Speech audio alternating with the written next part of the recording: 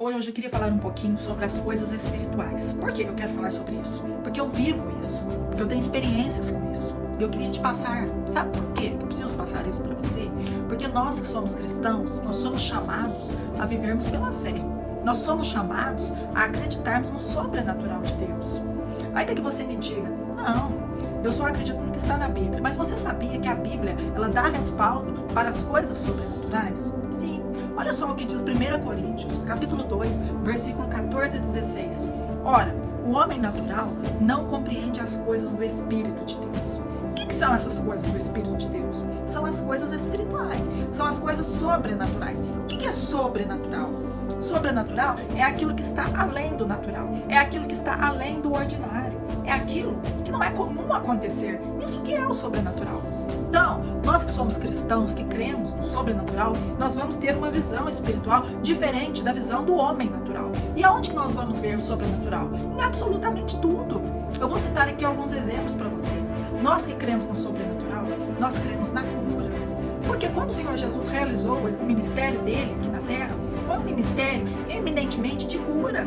Você pode me dizer, mas aquilo foi para aquela época? Não, não foi. Porque ele disse o seguinte também, aquele que crê em mim fará coisas ainda maiores. Se você quer crer que a Bíblia é atual, então você tem que crer nela toda, não em algumas partes apenas.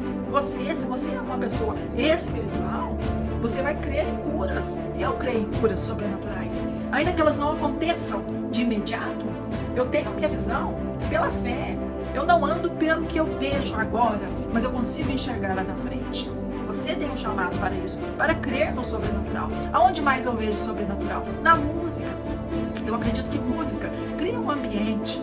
Música não é só entretenimento. Música fala sobre influências espirituais. Tá? Então, por quê? Aonde que isso tem respaldo na Bíblia? Tem respaldo sim.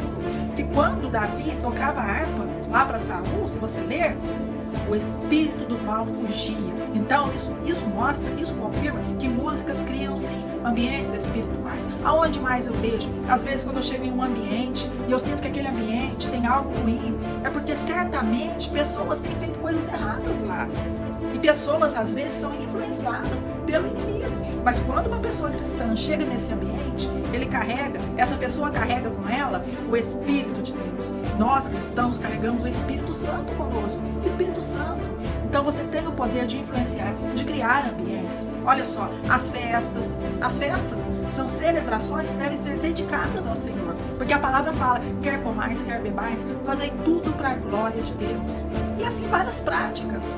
Se você frequenta uma igreja, se você dizima, se você dá ofertas, às vezes o homem natural pode te criticar, mas nós que cremos no sobrenatural, nós sabemos que isso move céus, que isso quebra toda cadeia, toda corrente de Satanás que quer nos aprisionar.